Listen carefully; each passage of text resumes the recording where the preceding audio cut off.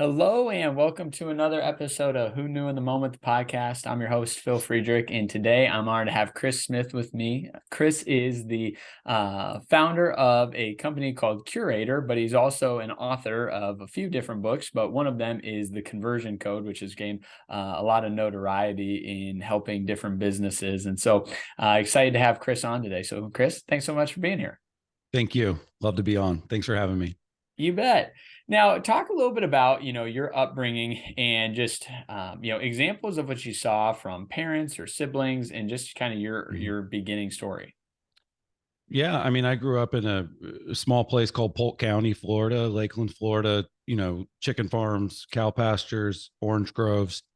And my, grandfather was a mechanic and my dad was a cop. And so I think was supposed to be a lawyer or, as far as the lineage was headed. Yeah. And, I just have always just felt a little bit different. And I didn't want to take the path that everybody else took. So, yeah, one thing that came to mind as you asked that is, one of the things that I learned is that people that are talented enough, that are good enough at a certain skill, can overcome things like poverty and call it, uselessness.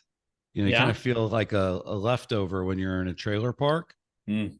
And so I think what I learned was that if you're amazing at something, something amazing will happen for you. And it was in my life, it was my friends that were athletes were actually like ended up in the NFL, ended up in the NBA. Yeah. I was in a town in Florida where it was just like, and it still does, just cranking out, like Ray Lewis went to my high school. So that's probably the best example, but yeah, lots and lots and lots of those. And one of my best friends growing up, his name was Freddie Mitchell. He played for UCLA. He played for the Eagles, has an epic catch, 4th and 26. It's like a legendary play. Well, he was one of my best friends growing up. And when he started getting into high school and all these sports, and next thing you know, these schools are coming to our little town to watch him. And he's getting offers from colleges all over.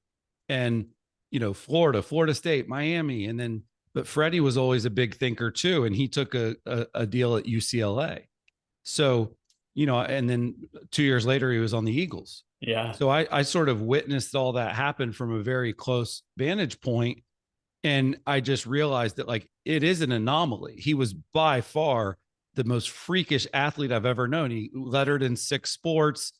Like he was just amazing at everything. It was crazy. Yeah. But like he didn't want to have the path everybody else had. He went out and tried something huge. It paid off. And so I just realized, though, I'm not that good at basketball.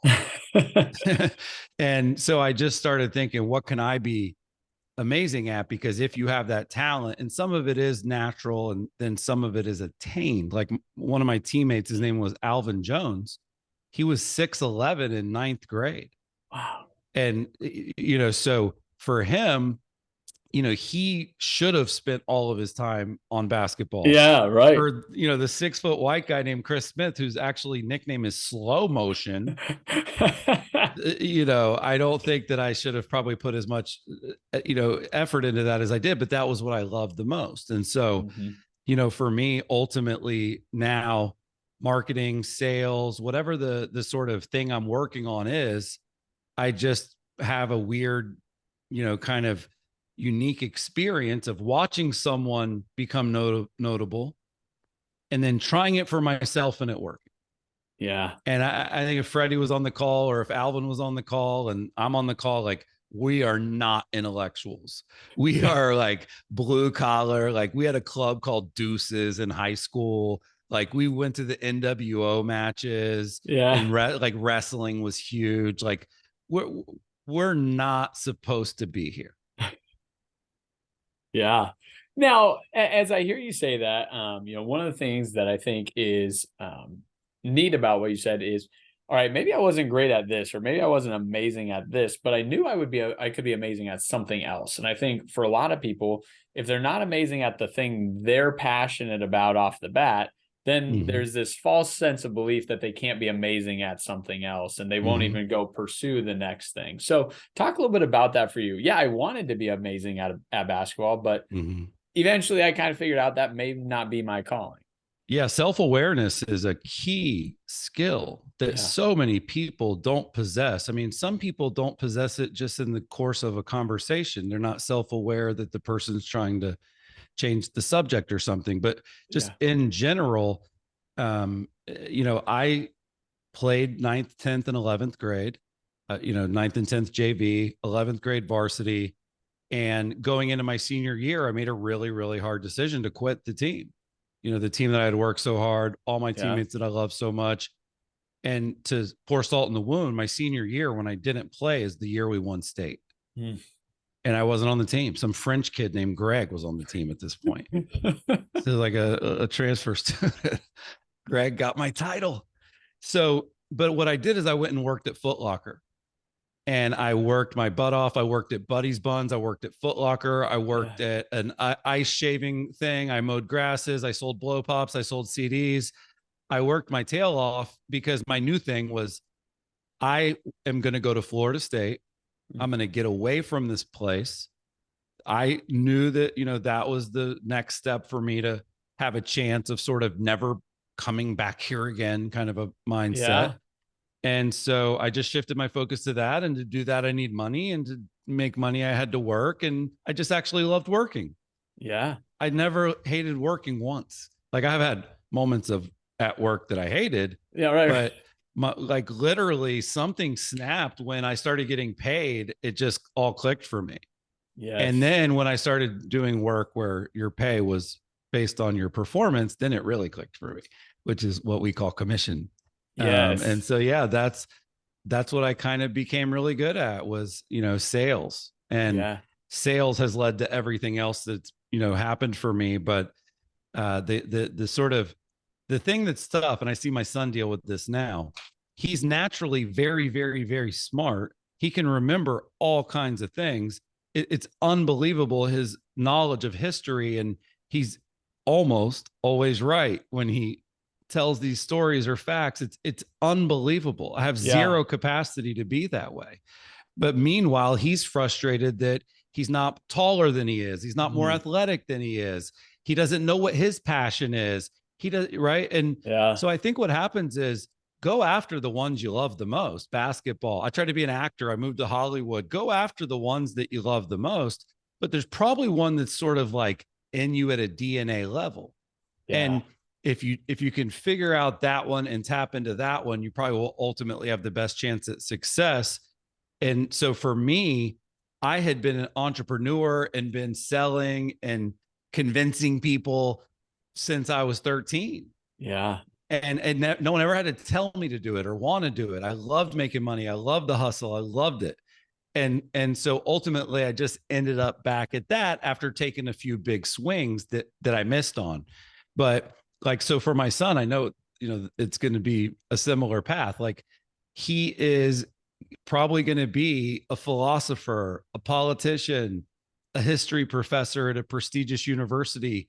Like he, that's what he is really going to be, one of the best people in the world at. And it's just that we don't always want to start with that. We want to go try other things that by the way, when I was 15, do you think it was cooler to be an NFL player or to be mowing grasses? Absolutely. So, in the moment, it sounds great on these interviews later, but in the moment, as soon as I quit that basketball team, I was back on the ground. And then as soon as I failed out of college, I was back on the ground. And then as soon as I failed at becoming an actor, back down again. You see what I'm saying? Yeah. Like I'm cool with that though. That's the journey. And I loved every minute of it. I really wouldn't change anything, even though there are so many stories I could tell you that are painful and hurtful and awful. Like that is the process that it took for me to get to this point. And I know your show is in the moment, did you know? And who knew? And how do you sort of lock in on that moment?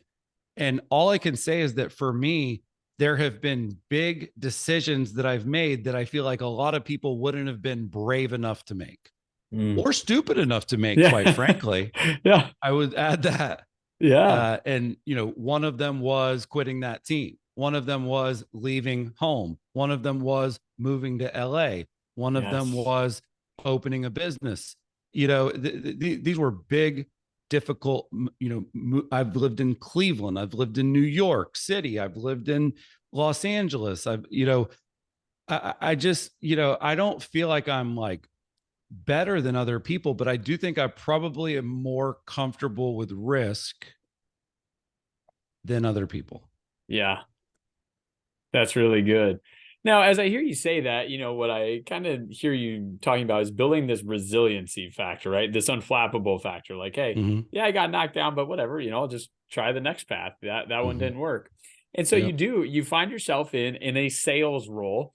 And as you've described it, it was not maybe as much of the sales world they talk about today with relationships, but maybe a little bit more Boiler Room-esque. And for those of you that haven't seen the movie Boiler Room, do yourself a favor, go check that out. But talk a little bit about, your entry into like sales in regards to it's like a formal job opposed to, hey, I'm selling CDs, I'm selling shoes.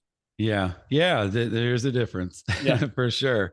I basically ended up, when the business I tried to open failed, I ended up back at home on the couch, and there was a sales job in Orlando, and it was for a music mogul named Lou Pearlman. And he is the person who discovered Britney Spears, NSYNC, and the Backstreet Boys. Orlando is kind of the home of the boy band genre. Yeah. And he had a company that a lot of people had never heard of called Fashion Rock. Fashion Rock was an event vacation where you could come to Orlando and sing for Lou. That's the quick pitch. You could act, model, dance. There were other agents and talent scouts there besides Lou, but there were 4 of those a year. And I was doing phone sales to get people to come to those events. And that was my first formal introduction. I sold event vacations over the phone for Lou Pearlman. And so my guess is, without having sat in this job with you and never done it myself, phone sales, it can be tough. That resiliency factor was necessary to keep going day in and day out. Well, what's actually funny that you say that is I never had better leads in my life, including until now, than I did at that company. And I'll tell you why. Because enthusiasm and excitement is what gets people over that hump of pulling out their wallet. Yeah. And so the way that they got leads was model scouts, talent scouts. They'd hold kind of a small audition locally, or they go to the mall with the clipboard. Hey, your kid's cute, right? And so I would here's how the call would come to me. Okay. Literally. Cause they were smart enough, and this is super early, but they were smart enough to have one team calling to get the person on the phone. And then that person, once they got them on the phone, would send them to me. And then once I got them ready to pay, I sent them to the final recorded call terms and conditions, a different person. So I would literally, my phone would ring at my desk, and they would say, "Hey, Chris, I've got Nicole for you. She's 19. She lives in North Carolina, and she wants to be a model. Good luck." That was the lead. It was amazing. Yeah. It was great. That's pretty darn good.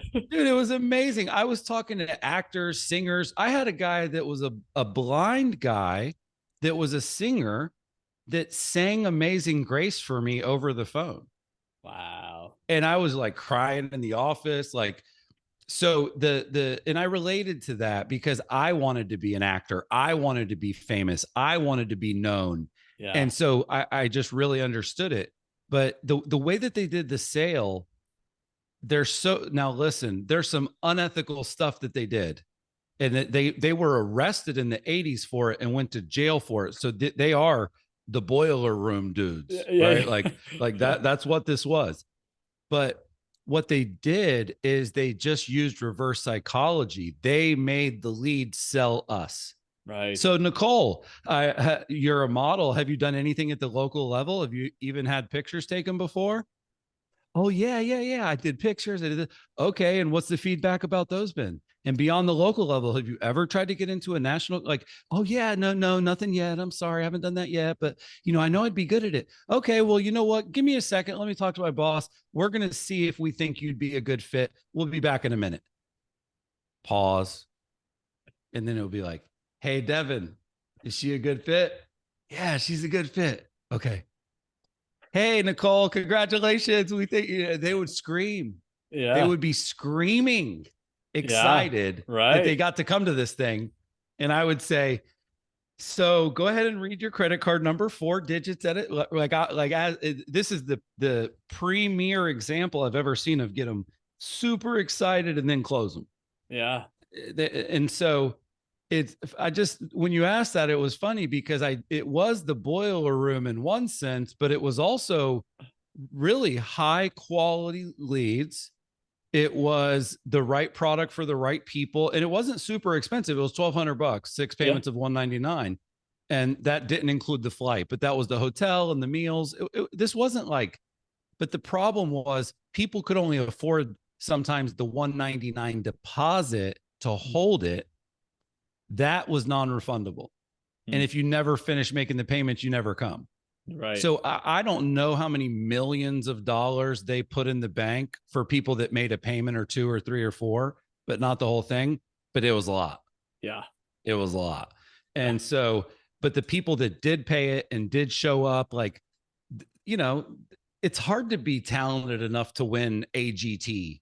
This is before American Idol. Right. This is before those shows existed. Yeah. And so this was really one of the only ways to do it besides moving to Hollywood or Nashville. Right. It was a very appealing product. It had what you call product market fit.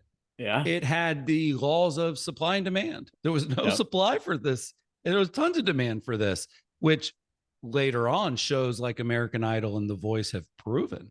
Yeah. But you have to remember, I'm describing 2003. Right. So wild stuff. That's how I got into real sales. Yes. And I've been using all those tricks they taught me ever since and writing books about them, but hoping people will apply, that knowledge to good, not evil. Absolutely. Now, the next area of sales you get into is in kind of the real estate and online realtor.com, competing with them. And so you talk a little bit about, you start even thinking about doing social media marketing and online marketing and YouTube uploads.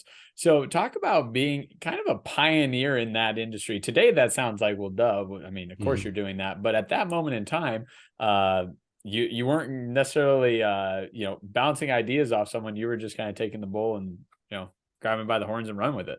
Yeah, it was the Wild West, and it was sort of the actual pioneers were sort of the only ones trying this stuff and sort of benefiting and getting the kind of the up and the downside of being early.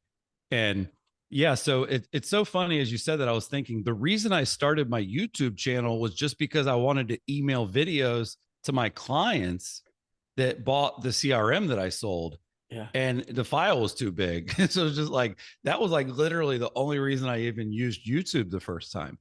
And then I was teaching a class. My boss was teaching me a class about Facebook ads because realtor.com, big company, they were looking at, into them. And he was like, oh my God, you guys have to see what I just saw. And he gave me a demo of Ads Manager. And this is like 2008 or something, really early. Yeah. And so all of a sudden, I'm like seeing that you can target by employer, you can target by age, you can target by income, you can target by, I'm like, my jaw dropped on the demo that I got. And so I was just like, this is so cool. I just wanted to try it. Yeah. I just thought it was so cool. And I didn't have a business. I worked for realtor.com. So I went home right then. I remember being on the side of the road because I couldn't get all the way home to get on the training. I had my MiFi in my car with me. Those don't exist anymore. Yeah. And my boss, Max, he did the training. When I got home, I just went straight to Facebook, signed up, started a page, and I couldn't call it my name because I wasn't allowed. So I called it Tech Savvy Agent. I was selling software to realtors. Yeah. And it like exploded. Like it had like tens of thousands of fans almost overnight.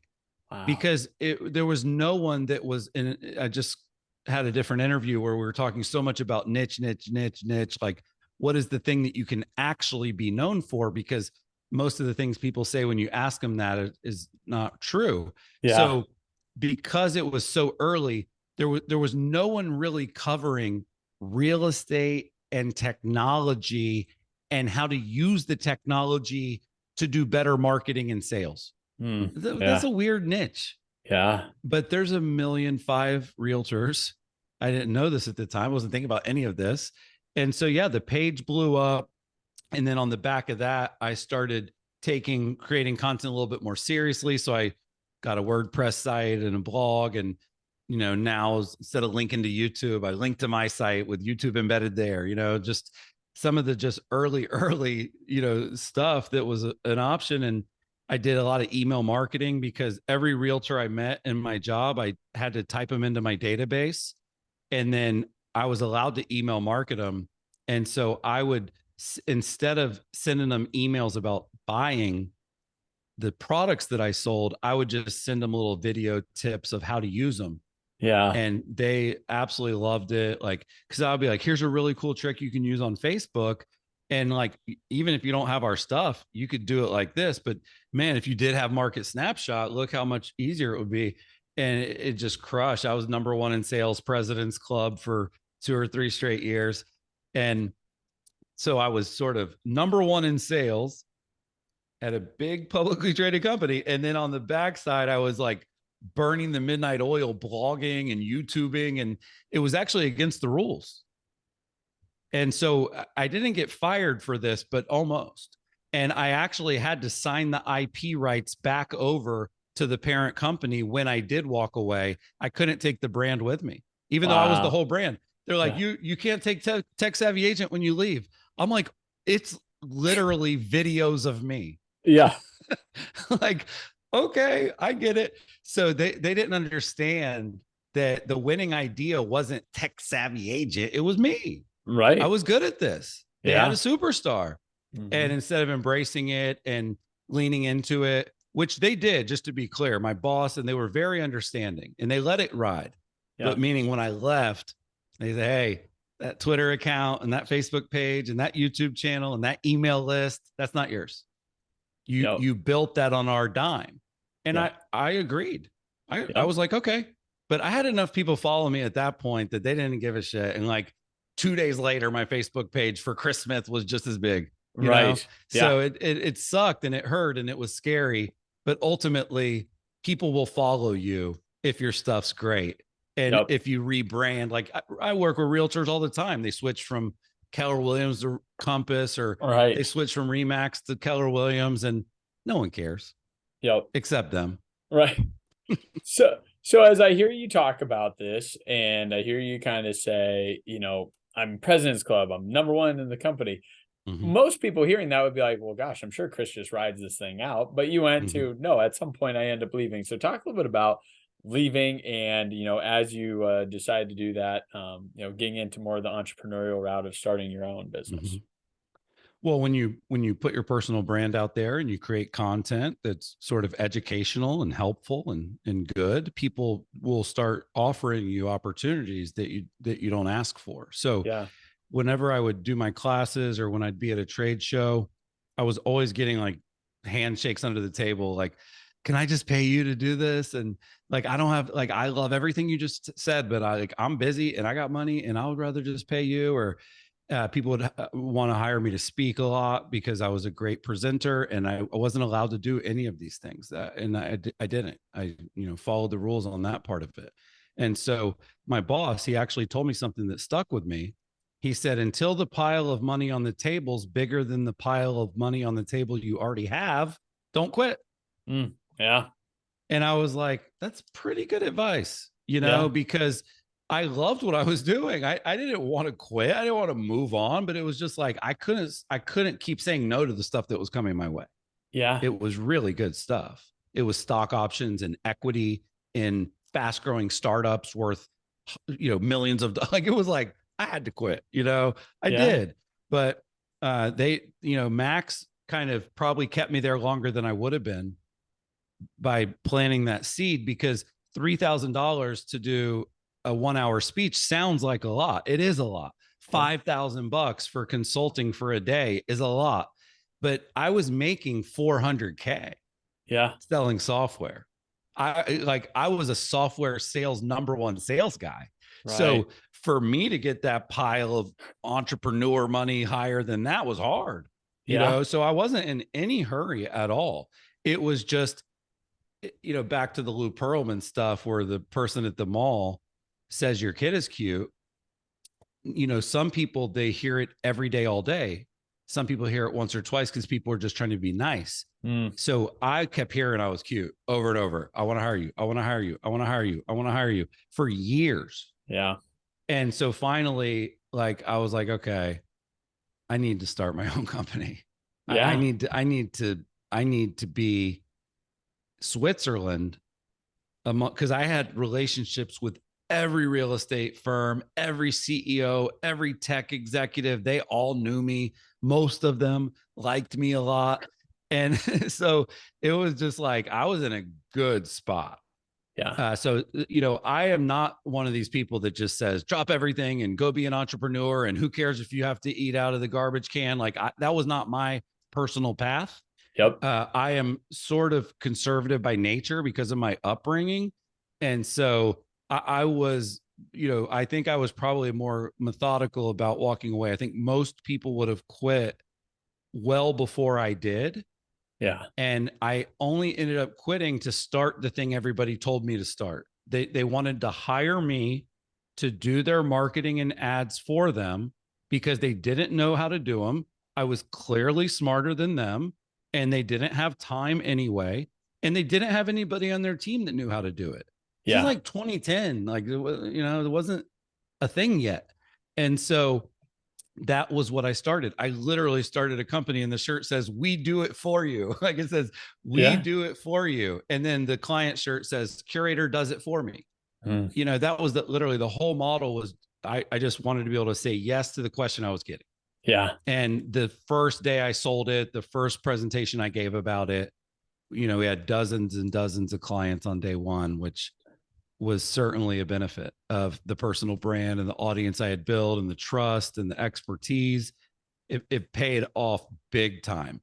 And we didn't make a lot of money out of the gates, and it took us a long time to make money, but we were and have been profitable from the first minute we opened the doors.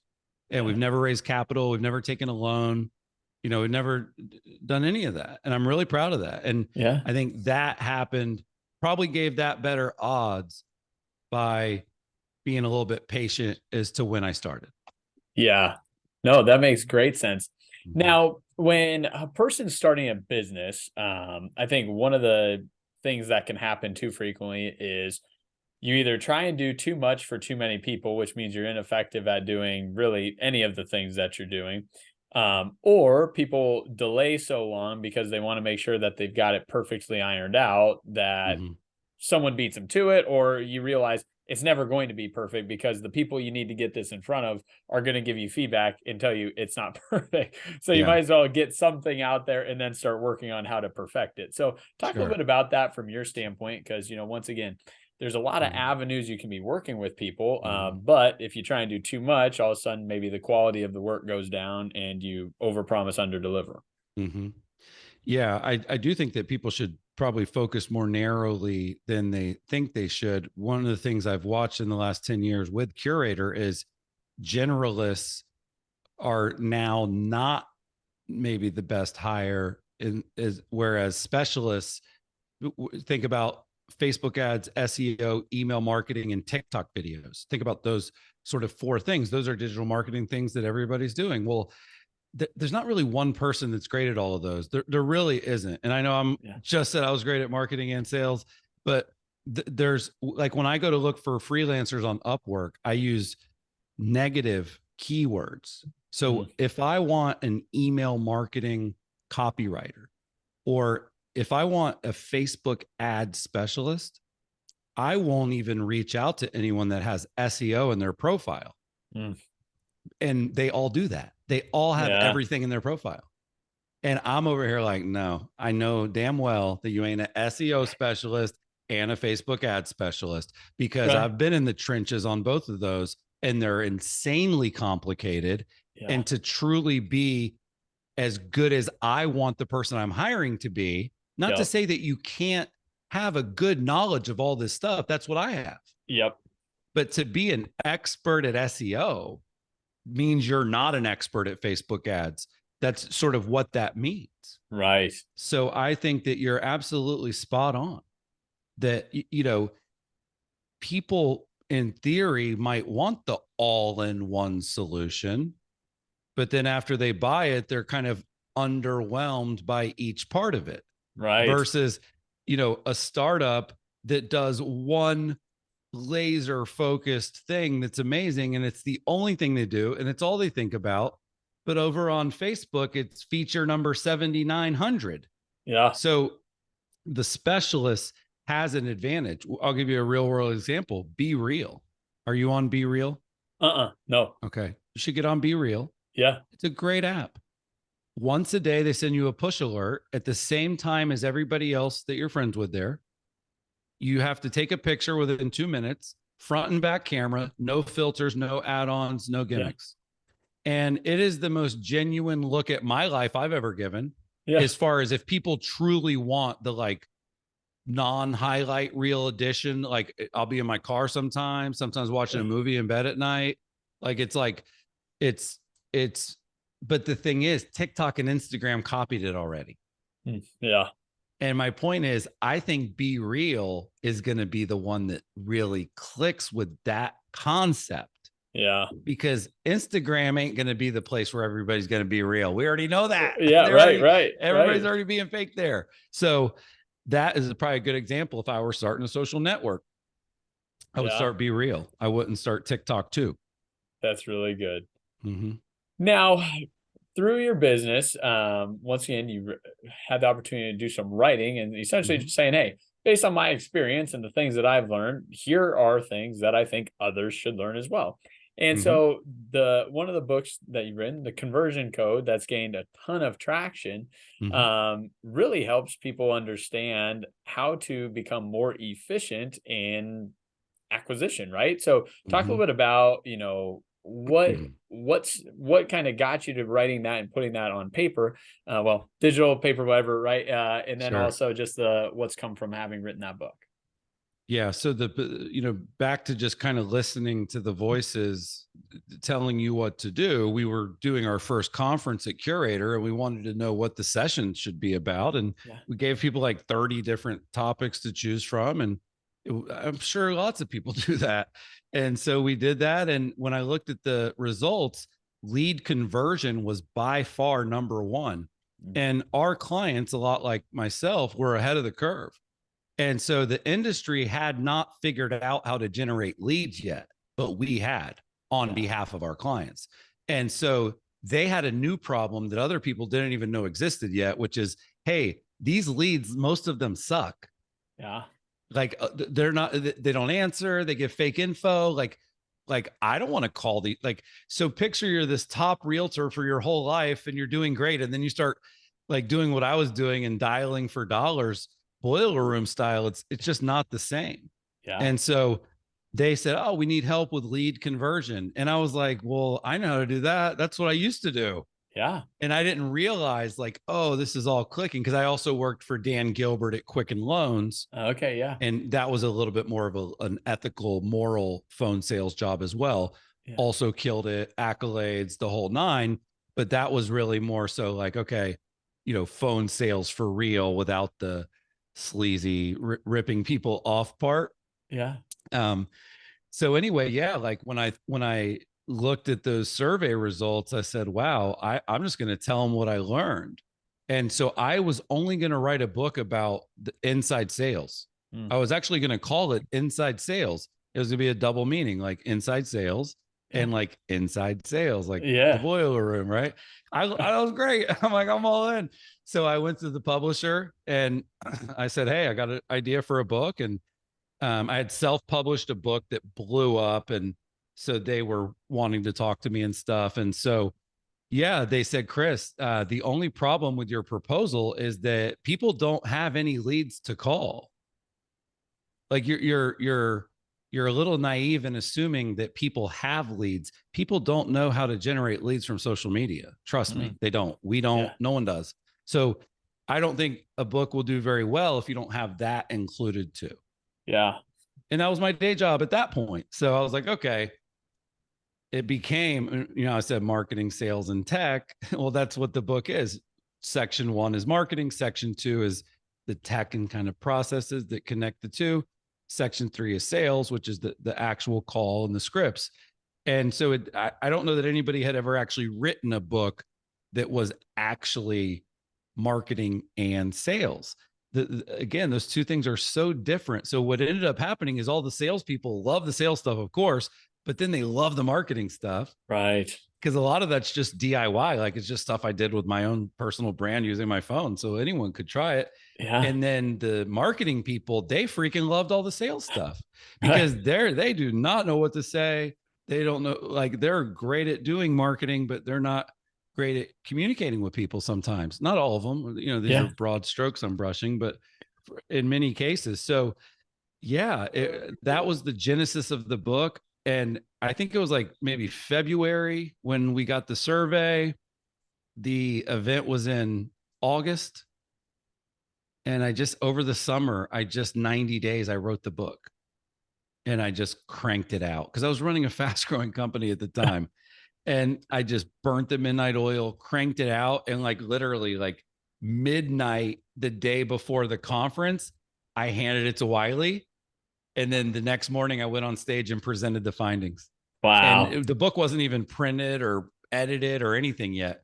Yeah. But I had enough data from writing it. I had my designer cook up a really nice deck and visuals, and it was cool. So that was the beginning of it. And ever since then, it was just like, okay, way more than just our customers seem to have this challenge too. And for me, way more than just my industry. Real estate agents are one of many, many types of businesses or companies that are having a challenge getting an ROI from their digital marketing and advertising.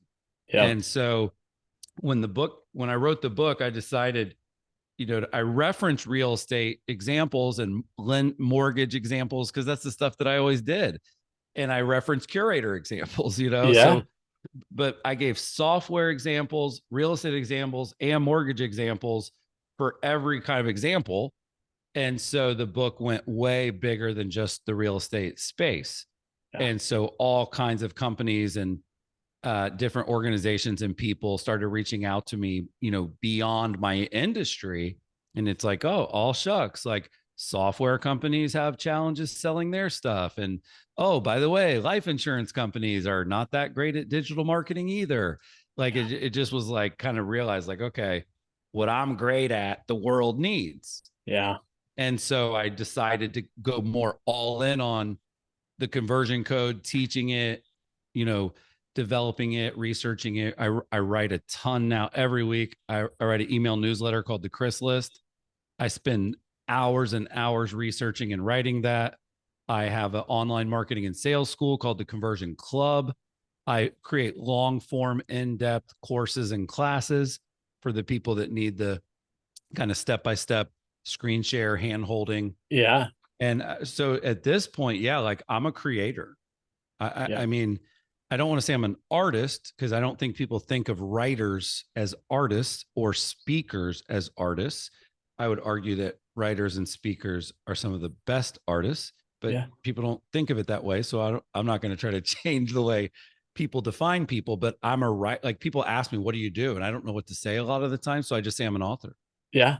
And when I started self-identifying as an author and as a writer and as a creator, something changed, because what clicked was I can actually now say for real that there's no one that knows this stuff better than me, because I know there's no one else waking up, researching and writing about it every week, all week. Right. Yeah. And so now it's like, okay, I couldn't do that as my primary focus without doing the actual results of Curaytor. Yeah. And so until Curaytor became big enough and profitable enough and the valuation got high enough, at that point, it was like, okay, cool. That is something that I feel comfortable telling other people I've been able to do that's big. Because if I just say, hey, I use my personal brand and I make 20 grand a month, and here's how you can too, here's how to buy a Lamborghini, here's my private jet. Like I'm not in it for that stuff, man. Yep. So anyway, it's been a fun journey. And Gary Vee said something recently and it stuck with me. He said, the algorithm is telling you what to do and you're just not listening. And I thought of that with what you said earlier about what you want to be and what your they can't find their passion and they don't know, like I think my son should take that advice, that the algorithm of life is telling him what to do. He just doesn't want to hear it right now. And that's fine. He's a kid. But if you're an adult or you're trying to figure out your sort of content niche or your business niche or your entrepreneurial niche, like you already know what it is actually. Yeah. And if you don't, you're probably not being self-aware enough to know that you have already figured it out. It just comes back to the bravery of pulling the strings on it. And that's why I think Gary Vee blew up, because people want to spend their time on their passions. And if they can monetize their passion, that is maybe the best life possible. Yeah. And I just got crazy lucky that my passion is my business. Yeah. That's the only difference. So I'm not a golfer. I don't play poker. And I'm not bragging about this. I think I should have better and more hobbies. But like my hobby is my hustle. My hobby is my personal brand. And that hobby is so much more fun for me than, maybe like fantasy football or something. Yep. And I get jealous, by the way, of the people that are so happy and fulfilled by that stuff. So I'm over here jealous of you. And you're over here jealous of me. So that's why it just comes down to just be what you can be the best at. Add a little bravery, add a little blind faith, and you'd be pretty amazed at what you can pull off without being intellectual, from a wealthy family in a big city that went to a prestigious university. You don't need any of that. Yep. Well, and I think, one of the things I hear as you're saying, I got lucky or I'm lucky, you and I both know it's not luck, but it's being willing to take the risk and then willing to take the next opportunity, right? So many people have opportunities so many times, but the fear of what's behind the door prevents them from ever even opening the door and taking a look. And, there's 1,000 analogies or ways to look at it, but one of the ones that has always stuck out to me is, if you're driving at night ever, you're blindly driving, right? You can only see 10 feet in front of you, but you believe that if you just keep going the 10 feet at a time, eventually you'll get 100 miles from where you're at driving through the darkness of night. But you have to only trust that the 10 feet in front of you that you can see with the lights is going to get you to the 100 miles later. And so many times in life, things were pretty good at the business you were at, right? I was making $400,000 a year. I mean, there probably wasn't a lot of financial issues. You said you enjoyed the work you were doing. Probably not a lot of, coming home being unfulfilled by your work, but there was just that next thing that you wanted. And that's really when things took off even more for you. Right. And so I think for whoever is listening, things can be good, but do you want them to be great? Right. Do you want to get to that next level or echelon of what you're searching for? Yeah. I mean, think about how many basketball players retire and sort of just golf, and then how many of them retire and become business moguls. There's just different things make people happy. You made me think of something when you said that, Phil, because I wanted to address the people that are in their mind wanting to do it, but can't break through. Yeah. That seems like probably a lot of people. Yeah. And the thing that I've done for myself kind of like this is like a mental exercise that allows me to process trying something risky. Okay. Mm. And what I do is I just go to the very, very, very bottom of the worst case scenario. And then I figure out how will it be if I end up there? Okay. So as an example, leaving my steady job to start a business. Okay. I go there, I start the business, it fails, it doesn't work out. I then try to get a job and can't get a job, right?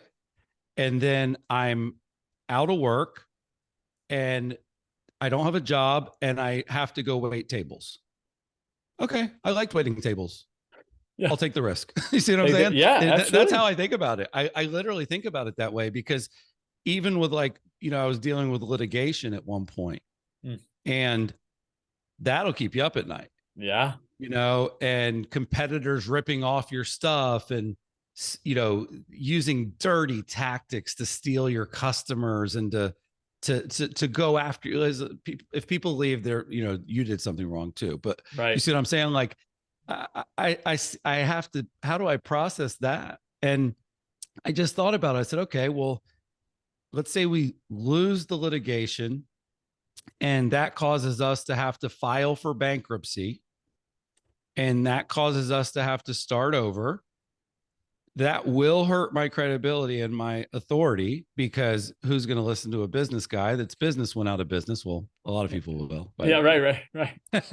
But, think about Belfort and Trump. Everybody is okay with the redemption tour. Yep. And then it just kind of came back to like, okay, well, then I probably would have to go get a normal job at a normal company and maybe do sales again. But, that wasn't so bad. And so that I don't know, like, if that's an exercise people put themselves through, but like, I just want to get all the way to the very, very bottom of it is going to happen.